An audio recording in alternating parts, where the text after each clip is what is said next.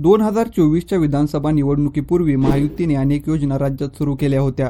मुख्यमंत्री माझी लाडकी बहीण योजना, महिलांना 50% सवलतीत एसटीमध्ये प्रवास या काही प्रमुख योजना होत्या. त्याचबरोबर शेतकरी कर्जमाफीचे आश्वासन देखील महायुतीकडून देण्यात आलं होतं. यामुळे महायुतीला राज्यात अभूतपूर्व यश मिळालं होतं. मात्र आगामी काळात शेतकरी कर्जमाफी होणार नाही असे राज्याचे उपमुख्यमंत्री व अर्थमंत्री अजित पवार यांनी सांगितलं आहे. अजित पवार कर्जमाफी संदर्भात नक्की काय म्हणाले आहेत? त्यांच्या या वक्तव्यावर राज्याचे मुख्यमंत्री देवेंद्र फडणवीस आणि उपमुख्यमंत्री एकनाथ शिंदे यांनी काय स्पष्टीकरण दिलं आहे व त्याचबरोबर अजितदादांच्या विधानावर विरोधक व शेतकरी नेत्यांची काय प्रतिक्रिया आली आहे याबाबत जाणून घेऊया या व्हिडिओमधून. महायुती सरकारने शेतकऱ्यांना संपूर्ण कर्जमाफीचे आश्वासन दिलं होतं. यावर राज्याचे उपमुख्यमंत्री व अर्थमंत्री अजित पवार यांनी भूमिका स्पष्ट केली आहे.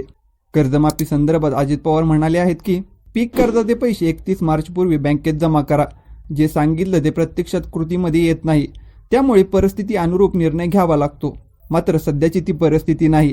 त्यामुळे यावर्षी व पुढच्या वर्षी पीक कर्ज वेळेत भरा, असं अजित पवार यांनी शेतकऱ्यांना स्पष्ट सांगितलं आहे. त्यामुळे सद्यस्थितीला राज्यात शेतकरी कर्जमाफीची घोषणा होणार नाही हे जवळपास निश्चित आहे. अजित पवार यांच्या विधानावर मुख्यमंत्री देवेंद्र फडणवीस यांचं देखील स्पष्टीकरण आलं आहे. ते म्हणाले की अजितदादांनी जी भूमिका मांडली आहे तीच सरकारची भूमिका आहे. मात्र अजितदादा कधीच म्हटले नाहीत की कर्जमाफी शक्यच होणार नाही.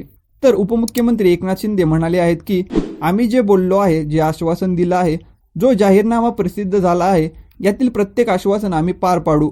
त्यावर कधीच आम्ही प्रिंटिंग मिस्टेक म्हणणार नाही. पण राज्याची जी आर्थिक परिस्थिती आहे ती सांभाळत या सर्व मागण्या आणि सगळी आश्वासनं आम्ही पूर्ण करणार आहोत. तर कृषी मंत्री माणिकराव कोकाटे या संदर्भात म्हटले आहेत की कर्जमाफी हा विषय राज्य पातळीवरचा आहे. यावर मुख्यमंत्री आणि दोन्ही उपमुख्यमंत्री निर्णय घेतील. सरकारमधील या प्रमुख नेत्यांच्या वक्तव्यावरून राज्यात शेतकऱ्यांना कर्जमाफी आत्ता तरी मिळणार नाही याचे स्पष्ट संकेत सरकारने दिले आहेत. या मुद्द्यावरून विधिमंडळ पक्षनेते विजय वडेट्टीवार यांनी सरकारवर टीका केली आहे. ते म्हणाले की राज्य आता डबघाईला आलेलं आहे. ज्या योजना निवडणुकीच्या तोंडावर आणून या राज्याची अर्थव्यवस्था खिळखिळीत केली आणि म्हणून आता दिलेल्या आश्वासनांचा विसर या सरकारला झाला आहे. तर अजित पवार यांच्या वक्तव्यावर खासदार संजय राऊत यांनी अजित पवार यांनी राजीनामा द्यावा अशी मागणी केली आहे. ते म्हणाले की सरकारची निवडणुकीपूर्वीची भाषा वेगळीच होती. लाडक्या बहिणींना 2100 रुपये देण्यापासून ते कर्जमाफीपर्यंत आम्ही करणारच असे ते सांगत होते. आता अजित पवार यांनी हात वर केले आहेत. खरं म्हणजे त्यांनी राजीनामा द्यायला पाहिजे.